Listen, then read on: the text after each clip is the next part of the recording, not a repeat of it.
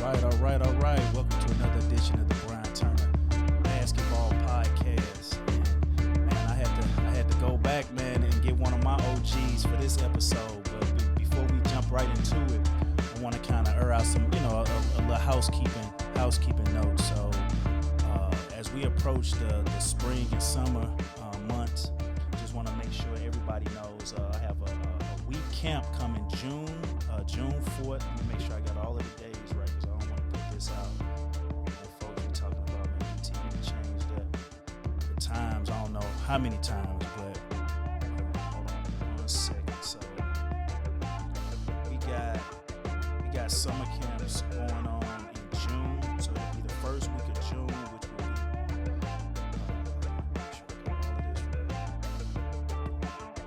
be all right. So June 6th, June 10th from 8 a.m. to 3 p.m. We have our summer camp for boys and girls 4th grade through high school. And we'll turn right back around June 20th through 24th, 8 a.m. to 3. Then July 11th, 15th, 8 a.m. to 3 p.m. So that's something that we've been doing for like the last, I want to say, 6 years. And it's a fun type of environment for kids to come out. It's to be able to get them off them video games and get them off different things and get in the gym to be able to do something. That's what we do this stuff for. So without further ado, I want to introduce this gentleman. And since I started this podcast, one of my main things was to be able to give flowers to some of my OGs, some of the people that I looked up to growing up.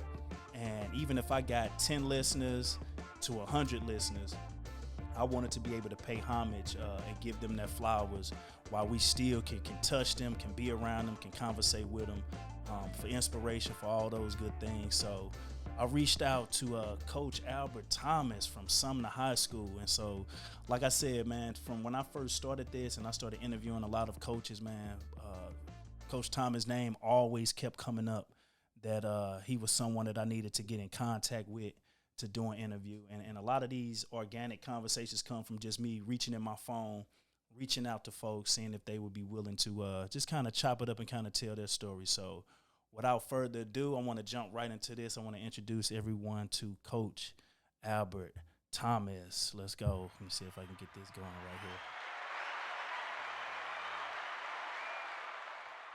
Coach, can you hear me? Yes, sir. All right. So, man, like I said, man, this is kind of long overdue. And, man, I kind of look at the career that you had growing up. And like I said, we've always had people that just tell me, man, you need to get Coach Thomas on and just kind of hear his story. But for everybody that's listening, man, you had one of the coldest careers in the PHL. And then me and you kind of similar, had like kind of similar kind of transition from, you going to play at Mobley and then going to TSU, playing at that high level. TCU, playing at that high level. And so back when I was in school, you someone that I always used to, I love being around the OGs, getting game from the older folks. Like a lot of people that I had were my age, but I just gravitated to just those old school conversations from the OGs. And, man, you came up in an era where, and you can kind of talk about this, but in the PHL, man, every team seemed like they had like an all-star on their team. And like night in and night out, you never know what you was going to get from any school across the board. So for everybody's listening, kind of tap into that, talk about Sumner High School, man, your upbringing, and what got you to that point where you wanted to pursue sports in this arena. So kind of just touch on that just a little bit. Okay, well, back then we didn't start playing basketball at the age of 5 or 6. I started playing. I was probably about 8 or 9, just playing in the neighborhood. Never organized anything. We used to play football in the middle of the street between park cars. We played basketball on almost anything. We had a tree on the end of our block with a basketball goal. We had another tree in a friend of mine's backyard, and we played on a milk crate on the side of a building 2 doors from my house. And for me, it just kept me out of trouble. And then we would go to the schoolyard. But the best thing about when I came up, I had some older guys in the neighborhood who didn't allow me to get any kind of trouble, and I've seen a lot of things that kids shouldn't see, but they did a good job pushing me away for those type of things, and end up playing basketball. I mean, I'm sorry, baseball. And people don't know this. That was my first organized sport. And I'll never forget this. I went to Fairground Park. I had on some jeans and a polo shirt and some tennis shoes because I didn't really know what to wear to baseball practice. And the best thing happened to me, I ran into a coach by the name of Rick Wilson. And the best thing about me playing three sports, he actually played three sports and he coached three sports.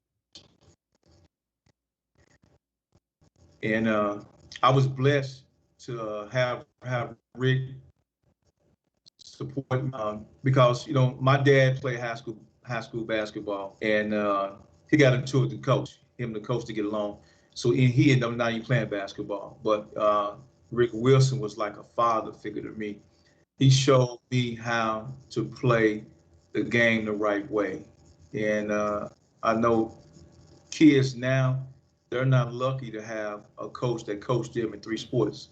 So I only had maybe two uh, youth little league coaches, and Rick Wilson was, and he also was assistant coach on the football staff at Matthew Dickey. So he kept me busy. And also he was my middle school coach. That was the first basketball team I played on in Fort Middle. I was in the sixth grade. I was the only kid on the team in the sixth grade, and everybody else was older than me. So it was more like a red shirt year to me. I didn't play that much, but to be around him and be around older guys, I just sat back and watched and waited for my opportunity at the time because I had a lot of raw talent, because that's all we did in the neighborhood. But Rick was able to turn my uh, raw talent into playing team ball in three sports. And I'm telling you, that was the best thing happened to me, man. We'll play football. Once football season over, we go right into basketball. After basketball, we go right into baseball. So I didn't have a lot of time to even any training. I never trained on one sport in off season because I played year round. Uh, And that's funny. And my that's and seventh grade year was go ahead. yeah. Now my seventh grade year at Ford Middle, that was kind of my coming out party because I didn't play that much in the sixth grade. But as I started playing organized basketball, I started figuring out the do's and don'ts, and that just took me, man, to different places. Then football was a factor. I played tight end in football. We had a quarterback, and I mean, he was a hell of a quarterback. So I played tight end and defensive end. I've never touched the football. Um, I was blocking for one of the best running backs I ever played with, Ronald Smokey Herbert. May he rest in peace. But every time for Smokey had enough football knowledge to put me on the side of the ball, where he was running. And I was a team player. I didn't get. I was a hidden secret. Didn't nobody really know I could play quarterback. So my actually first year playing quarterback, I was 13 because I was too heavy to play 13 light, and I didn't want to leave Rick, my football team at the time, but I was overweight. I ended up gaining like 10 pounds over the summer, and Rick just told me, it doesn't make sense for you to try to lose this weight. Let's go play with 13 heavy. When I'm thinking I'm given an opportunity to play quarterback and an opportunity to throw the ball. Well, I coach. We never threw the football, and we had some great running backs. A guy by the name of Michael Newton. He ended up going to Melville High School, had a great career. Aaron Barber. And Barber went to Riverview. So we had some dogs in the backfield, but I never threw the football, and I was frustrated. I ended up actually quitting football 2 weeks before the bowl game, and then the coaches called me back, and then I talked to Rick Wilson. He encouraged me to go back and play football. But that year I didn't like football because I never threw the ball. I mean, every single play we ran the ball, and I couldn't figure it out. I kept on telling coach, I can throw the football. I mean, I would throw it in practice, in warm-ups, but I never got a chance to throw the football. So And so, no, so I no, I was just I go was just ahead. gonna say and just kind of like just not piggybacking off of that, but just kind of so it was baseball, football, basketball, and you just kind of just raw talent playing around. Coach Wilson says, "Come on, man, I'm just gonna take you up under my wing." And was that the same group of kids that once y'all played baseball, that baseball team transitioned to football, football team transitioned to basketball, or did you have some guys that were kind of like left off and said, like, "Look, I don't want to do that"? But go ahead. Yeah, it was only a couple kids. I know Smokey Harris played baseball with me, and we also played football together. But he wasn't a basketball player, but he would always come to the game. But I was the only kid that actually played all three sports. So like I said, man, I was blessed to have one coach. And I look at kids today, they jump around from team to team. Parents want their kids to win, but that wasn't the case when we was coming up 40 years ago. We just wanted to play, man. And it just so happened Rick got a group of guys uh, that gel together. I mean, he got them from all over the city and the county, and he instilled in us the right way to play the game. Sportsmanship was important. We never heard Rick Wilson use any profanity. I mean, when I was 10 years old, and I just want to talk about the way things are going on now because I work at Herbert Hoover, and I mean the things that coaches say and things that parents say to officials, to coaches, and other parents. I mean, it's gotten out of hand, man, and I think that they need to police these youth sports a little better. I know we do a good job at Herbert Hoover, but the problem that we have, so many people are disrespectful. They don't like to follow rules. I know we had a couple of basketballs wear masks. I mean, you can imagine so many people walking out of the gym with no mask. Didn't like to keep the mask on. It's just a situation, man. I just hope it get Man, better coach, with the coach, parenting. I sat back over and it's been going on all year, but when you go into like some like you said, Herbert Hoover, some of these gyms, and even look like younger than that, man. We try our best at our school. Like one thing that I wanted to kind of usher in was the next generation of officials. You got kids that may not make the basketball team. They want to be a part of the team. Well, this is what we're gonna do. We're gonna have you guys, try to jumpstart you guys. We're trying to be officials. We have senior leagues. We have little youth leagues that come up there. You guys can referee those games. Man, it's got so bad where you see 15, 16-year-old kids reffing games, and they reffing third grade, sixth grade, and the stuff that these parents say to these kids, that's kids officiating, just trying to do their best to give these kids an opportunity to play. That it's just kind of like, man, are you serious? So, I mean, what could be done with that? Because it's like, as society, as we get, how everything becomes like a big business. Everybody think little Johnny and little Timmy is supposed to make it to the NBA and it's supposed to be officiated, and the calls are supposed to be like calls in the NBA. But man, folks are just trying to do their best to get these kids an opportunity just to have something to do. Just a year ago, man, we was sitting in the house not doing nothing. So kind Right. of speak to that. Well, if I was over an organization right now, I would. I don't think I would let the parents even come and see their kids, man, because uh, it's gotten worse. We get police officers and walk through the gym and let them know if any nonsense happens, we're gonna arrest you. Mm-hmm. And it's got to the point where even officials, and I know you know this in high school sports, there's a shortage of officials because they are being abused by the parents so much, man. Then they not getting paid a lot. It's not even fun for some of the guys. I just think that something needs to be put in place.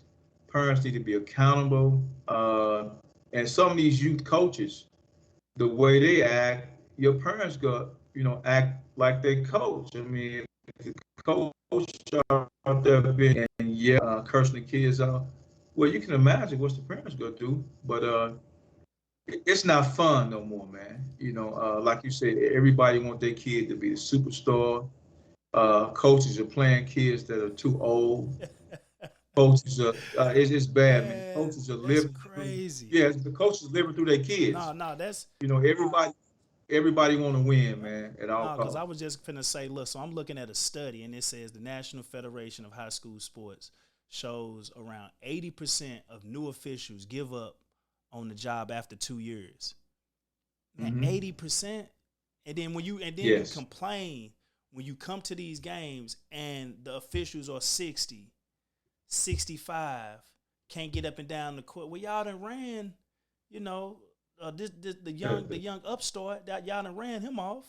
So I mean, Yeah. what more do you want? Yeah, it's rough, man. Right now, even at Herbert Hoover, we're struggling to get officials because every time I ask somebody, the first thing they say they don't want to deal with the parents. But I tell officials, the ones that come to Herbert Hoover and work, just ignore the parents. You cannot have a conversation at all with the parents throughout the game because once you make a mistake, they feel that they have a right to complain and criticize you. You know, and officials, just like coaches, we gonna make Oh mistakes, yeah. but the parents don't understand. I seen a clip on Facebook about 2 years ago, and it was a coach. It was a coach and a referee. So the guy that runs the league, if parents is in the stands being disrespectful, he would put a referee shirt on the sidelines. And if you so disrespectful, you have to ref the game or you have to leave the gym. Mm. And I kind of followed up with that. And actually, it was working. I think it was in Texas because a lot of parents can't go out there and do that stuff, man. They can't go out there and make calls, even if they make a mistake and stick to it. The best thing about official, if you make a call, stick to decide, miss that call. And some coaches will understand that. But at the end of the day, as an official, you can't get into the conversation with the parents. And even if things are going good and they're winning and they're getting the calls, they will turn on you, you know. And and I had a young official at Herbert Hoover, and I had to talk to him several times. It's like, look, don't even look in the stands. The parents gonna complain, long as they not threatening you. You make your call and deal with it. But it's a struggle to get officials. You know, I know last year we had about 30 teams up there at Herbert Hoover. We did a spring league, and we only have 4 officials. So they was doing 8, 9 games a day because people just don't want to come and officiate the little league games, man. It's like that in football. We got referees that they come work city because the parents are disrespectful. And when we do football games, me and the young lady out that I work with, we have to police the football field. And a lot of times they want to come in with beer cans and cups. They want to smoke marijuana. It's just hard. Then when you approach them, they get upset with you.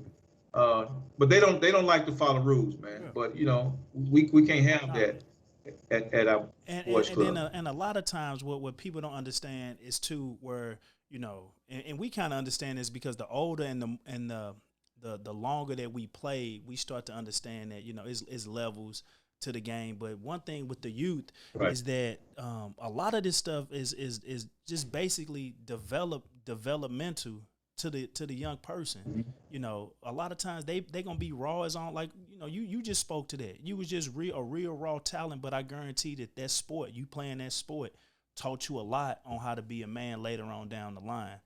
What they doing right now in some of these places is that you already starting the kid off on a bad foot with the arguing, and then it's Mhm. like a trickle down effect. They're gonna behave the same way they see their parents, like you said, the same way they see they youth coach.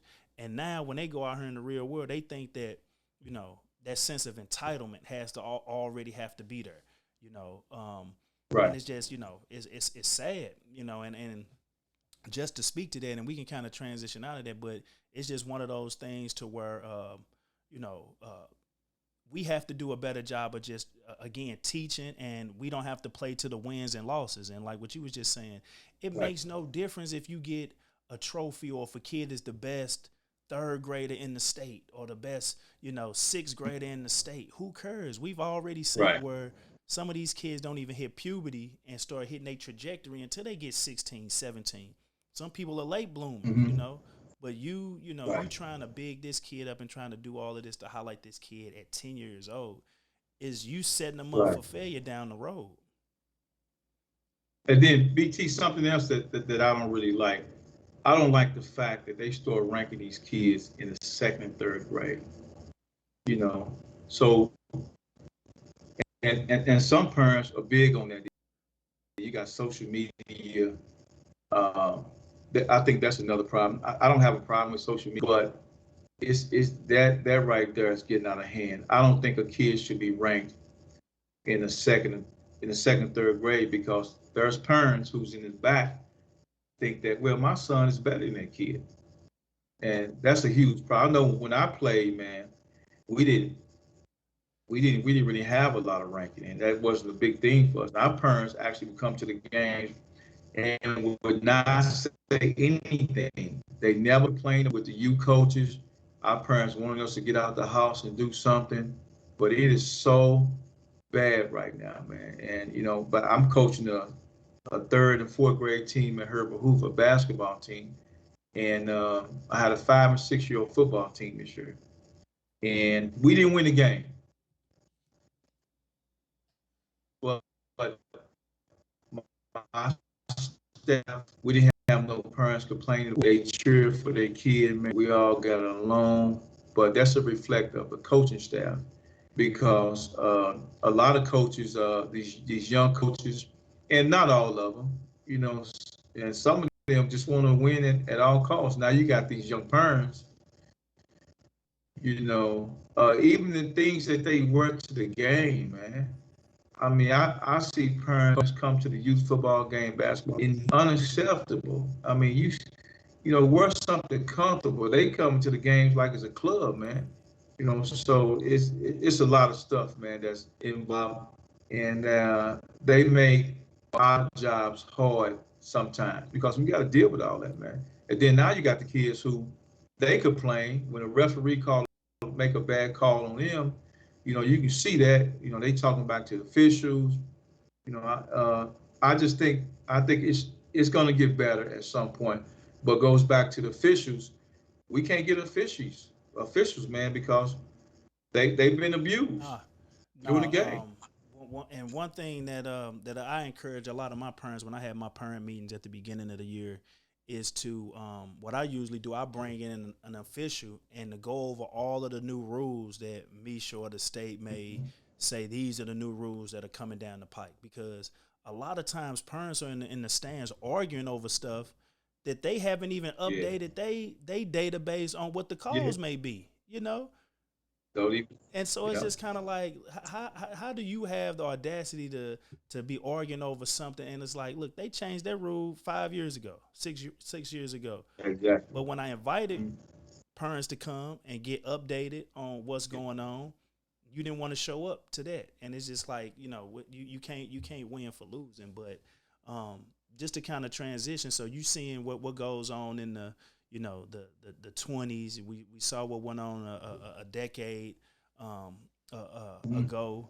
But you came up, man, during the '80s, man. Kind of speak to that, because I'm real intrigued about what went on in the '80s as far as when I look at your resume and I look at some of the things that you accomplished. It says in January of 1987, all right, you played a game against Beaumont, all right, my alma mater, and you Mhm. was going up against Craig Upchurch. Okay, kind of tell the people what happened in that game and what stood out as far as your performance in that game. So kind of talk about that, and I'm gonna transition to the next year if you remember that. Well, what stood out of that game, man? We knew going into that game we was uh, was small on both 11 and Upchurch played all 5 positions. But our coach Travis Brown, which you know Travis Brown, uh, we wasn't afraid of anybody. I mean, any given night, we're going to give you 100%. But now I want you to think about something. We end up losing 114 to 110. I had 45. Gerald Powell had, I think Gerald had 25 or 30. Upchurch had 59. If Upchurch needed all 59 of those points to beat us, we only lost by 4. So if he scored 55 points or 54, we still win. So he needed all 59 to beat us, man. I mean, it was back and forth all night, but we didn't have anybody to stop Upchurch because he played all 5 positions. But they didn't have anybody to stop me and Gerald Powell either. And also, there was no 3-pointers that year. So if the 3-pointers would have been in that year, we would have beat Beaumont by 10 points. And another factor, the head coach of Houston, I can't think his name, was at the game. I remember seeing him in the corner. So I don't know what Upchurch ate that day. He saw the coach in the gym. Well, man, when I tell you we could not stop him, it was just like, we just kind of going through the motion. I mean, this guy was, 6'11". He can do it all. So for the people that are listening, give like in today's game, who would you say that Upchurch kind of reminded you of, or who reminds you of a Upchurch in today's game? In high school, just period, just like period. Just someone that we may cut on TNT and watch the game, and you see somebody, you was like, oh man, that's a little bit of Upchurch right there. I'm gonna say KD. I'm gonna say KD because KD's 6'9" with the jump shot, and Upchurch had a hell of a mid-range game, but he can handle the basketball. And I mean, how could you block a shot?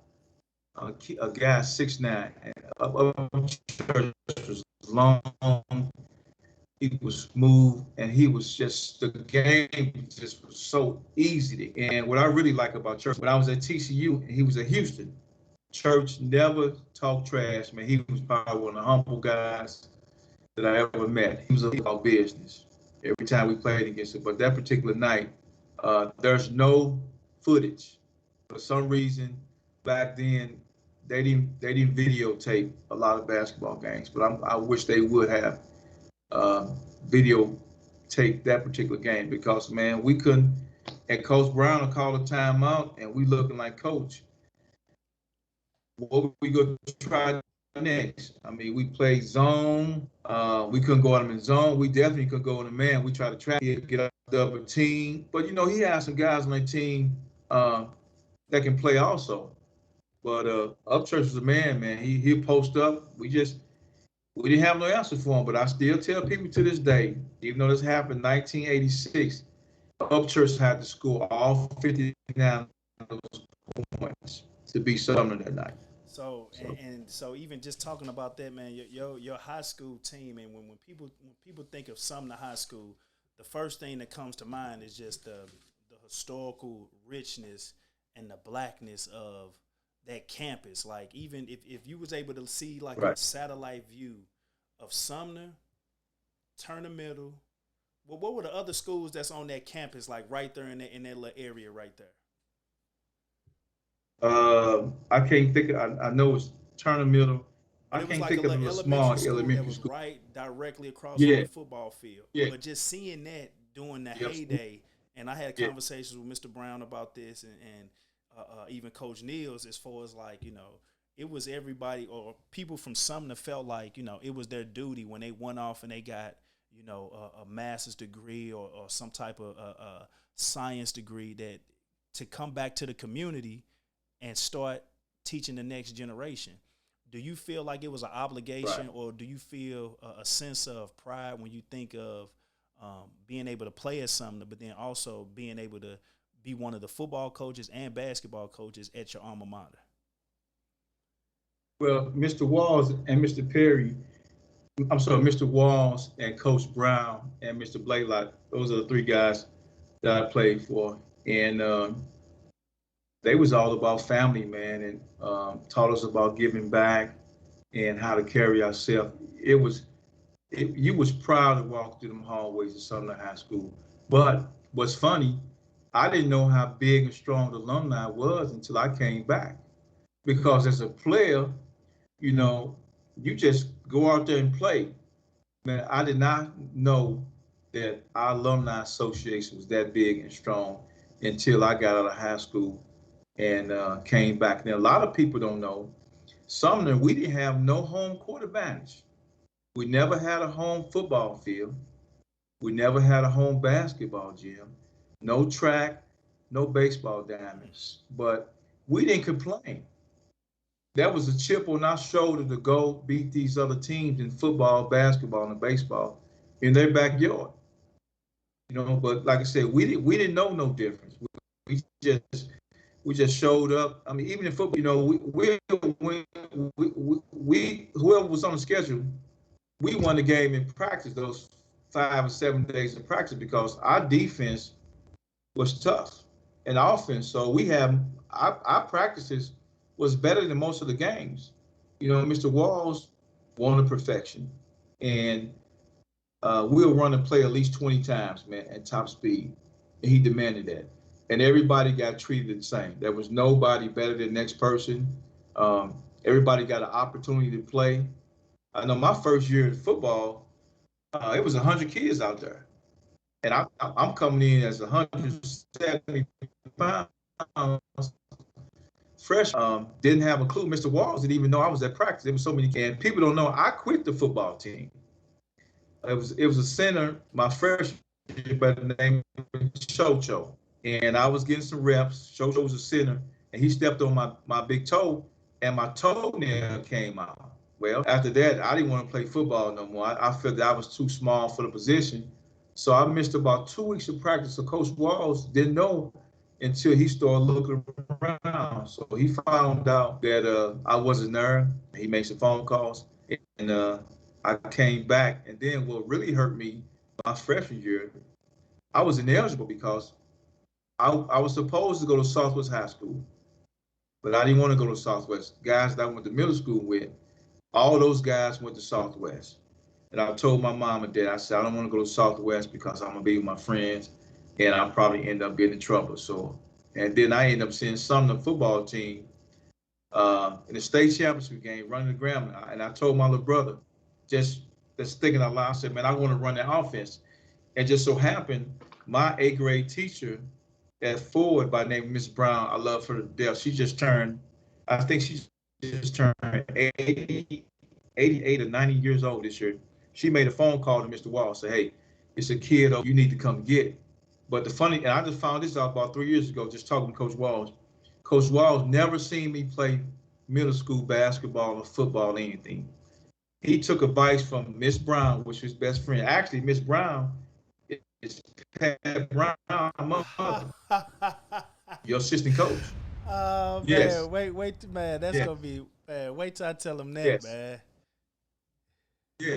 Mr. Walls used to babysit Pat. Mm, mm, mm. So that's how I became recruited by Sumner because once he found out, him and Mr. Brown came to my house on Blackstone and sat down my mom and dad. They didn't promise me anything playing time as far as sports. The only thing they told my parents, we're gonna make sure your son go to college. No, man, So I that's visited epic. Sumner, me, Smokey, and Rick Wilson. We going to visit sometimes. Yeah, we was in 8th grade, and with Smokey, he lived in the district, but I didn't.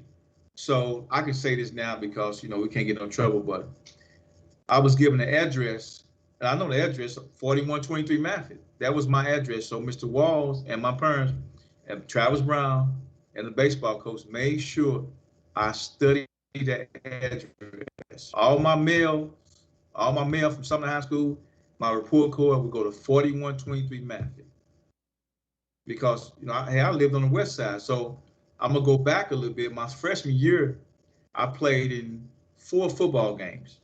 Now it's basketball now. The head coach, Coach Jackson at Southwest, contacted the state in Jeff City.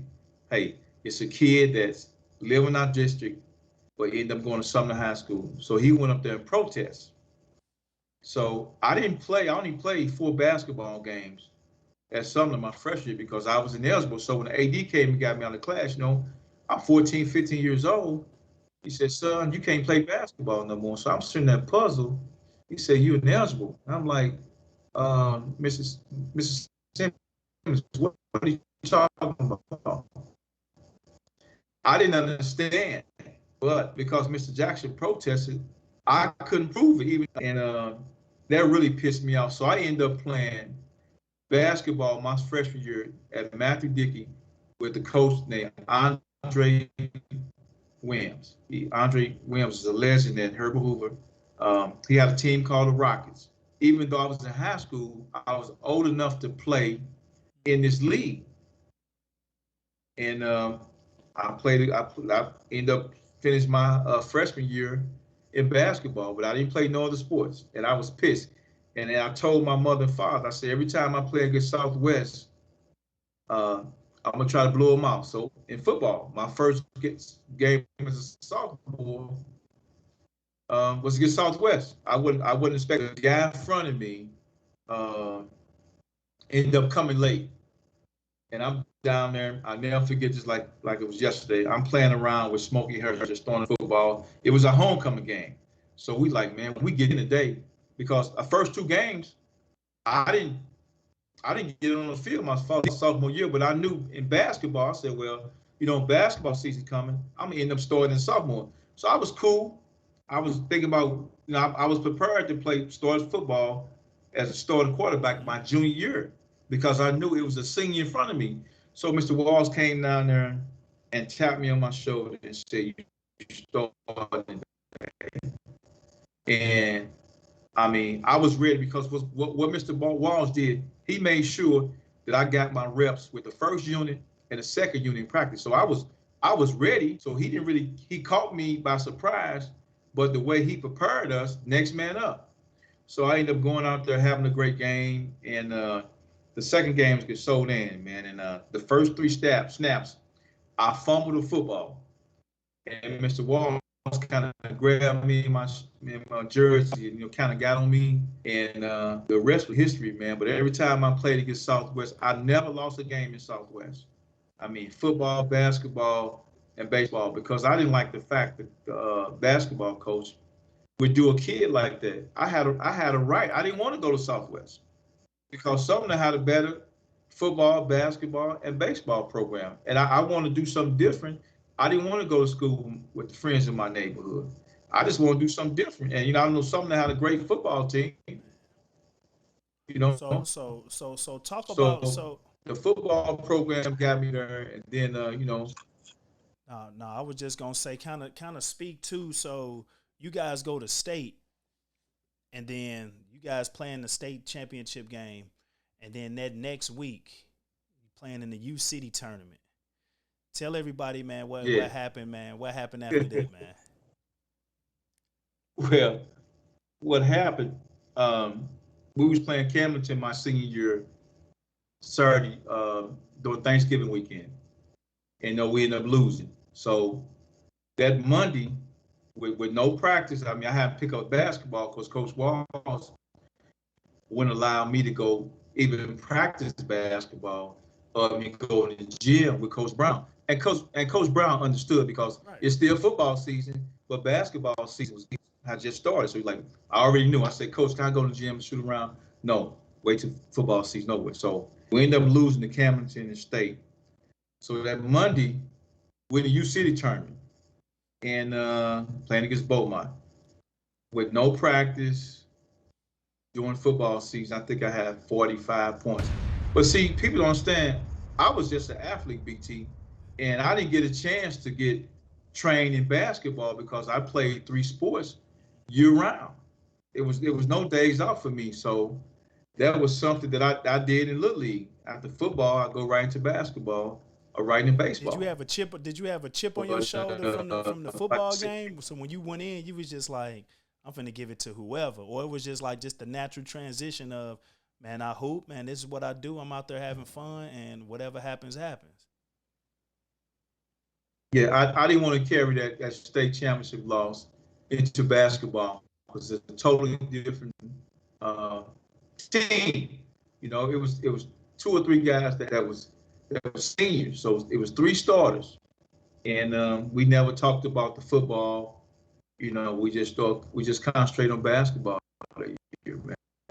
But it was always like that. I never really got no time off. Even I'm kind of get off subject a little bit. I look at AAU basketball. When I played, we only traveled probably one time out the year. My 15 and under team, we qualified to go to Las Vegas. We won our region, and Rick Wilson was the coach, and Melvin Jones. Well, we didn't have no money to go to Vegas. It cost like $3,000 just to get us to Vegas for the Nationals. So after we won the region, we had a good time, and they came in and said, "Fellas, we got bad news. We can't go to Vegas." I'm like, "Why not?"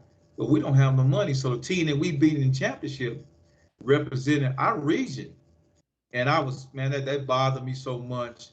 So the next year, I ended up playing with the Trotters. You know her, and her was the only guy in the inner city out of town. So we went out of town one time, went to Poplar Bluff, AAU tournament. That was it. Then my junior year, we went to Kansas City one time, but I was still playing baseball. So like I said, I never got a chance to have no off-season workouts because, and people don't know this, I played baseball the whole summer every year I was in high school because I enjoyed playing baseball. And I was the youngest guy playing American Legion, and John Albert was my coach. May he rest in peace. We had guys from Beaumont. We had guys from LaShawn. It was a PHA All-Star game. All-Star team. But I was the youngest on the baseball team. I didn't play no basketball. Well, I played in Joliet. We probably had about 7 or 8 games. But it was nonstop for me, man. I didn't get a chance to even go in the weight room. I didn't know anything about working on your game. It just came natural, you know. But the AAU thing really bothered me. But I ended up coaching with the Eagles for probably about 3 or 4 years, Shout out to Coach and Gray. Coach I Gray, was glad man. to be a part of that because they travel. Yeah, yeah, good guy, man. Yep. So no, I didn't have no off season, BT. I just kept playing, man. But it kept me out of trouble. I didn't have a lot of time to get in trouble, man. And I encourage parents now, let your kids play three sports because if you're 6'1", power, chances likely you're not gonna grow. That's why when I start coaching, period, if it's a big kid at the age of, let's say, 11, and he's 6 foot, well, he might not grow no more. I would never put that kid behind a basket because now you got a 6 foot forward who can't go play college basketball at no level. And if you can handle the basketball, even if you're the tallest kid on the team and you playing youth basketball, teach that kid how to put the ball on the floor because he might not grow anymore. And I've seen that so much, man. It's just not the way to go. And some coach putting winning first and not reality. That kid might not grow. And I see it all the time, man. A 6 foot kid, 12 years old, playing forward. Well, now he in high school, but he don't have the guard Nah, skills. and then the parents or You whoever get mad at the high school coach for not letting the kid do when they right, get get cut, cut, and then yeah. Well, well, BT, yeah, you a high school coach. You ain't gonna have no 6 foot power forward. You're not gonna. The kid can't even put the ball on the floor, and he's 6 foot. He been playing with his back behind the basket all his life. right. That's not your fault. And I try to tell parents and coaches, hey, coach, that kid might not grow, man. He might hit his growth spurt at 12 years old. Teach him how to handle the ball. He's a 7-year-old kid, probably the biggest kid in the league, every day at practice, and he don't understand. I was like, look, you have to learn how to handle the basketball. Even if you still grow, he might be about 6'7" to 6'8". But can you imagine? And the best thing about him, his grandmother knows about basketball and she understands because a year before he was the biggest kid on the floor. They had him at center. Oh, the kid might stop growing. So that's something I kind of pay attention to and try to educate the parents. Don't let these youth league coaches put your kid playing with their back against the basket, even though they toss the kid on the floor. Teach them how to handle the basketball. That's what comes in with having good quality coaches, because just like with we was kind of talking about the you have to update your resume, you have to update your game. You can't still be talking about the stuff that you did and how the game was played 15 10 years ago. Right. It's just like with the stuff, the technology nowadays. Try to operate a computer using Windows 95 or something, like you got to update your system. And that goes for when you coaching. You got to be looking at, okay, the game has evolved to where it's positionless basketball. Everybody out there got to be able to pass, shoot, dribble, no matter how tall you are, because what ends up happening is, all right, when they making these decisions, the European game has took off, the Asian game has took off, the African game has took off, and we still stuck here in America worrying about can I squeeze this like you said, cheating with this 16-year-old on a 8th grade team, or just doing some cheating just to get some accolades as a coach because they want it to be all about me. Nah, let that kid be able to flourish all around by teaching him skills, and that's just my main thing, and so that's my little 2 cents right there. Right, and then another thing, BT, let these kids play 2 and 3 sports. A lot of parents just get focused on basketball. They got a son that's 6 foot in the 7th grade. He ain't gonna get that much taller. Introduce him to the game of football at a young age. Of baseball, the easiest thing to play now and make it to pros is baseball and football. People don't realize there's only 60 picks in NBA. That's 2 rounds. Well, we got 20 guys overseas that we don't even know about. And they're going to get picked because they 6'9" and 7'1", and they got guard skills. I'm quite sure it's a lot of kids can a shortstop in baseball. Outfield. You could be 5'9" and play baseball and get drafted, but you can't be 5'9" trying to go to the NBA. If you're 5'9", you got to be the best thing on the floor every time you're on the floor, every given night. And that's I like not to tell happening, people man. A lot of time, man, teach the kid how to be athletic, and you only do that by having them play multiple things, involved in multiple, exercise. Like, I guarantee you may not have noticed this, but you playing, Killer Man or football in the streets, running from dogs, doing like all athletic stuff in the neighborhood, playing tag, playing catch, all that type of stuff. It trained you to be an athletic person. I think back to how easy it used to be when, we hopped over gates, hopped over fences. Well, that right there started you off with working on your vertical jump, or working on, you taking off from the blocks. And, you see so many kids that, they don't even think about even the track lane that you can get into. Well, track gets you ready for, if you decided to play football, man, look at these guys, man. All they have to do is run that 40 time. And I guarantee it's a general manager out there that's going to give that kid a shot just based off how fast he is.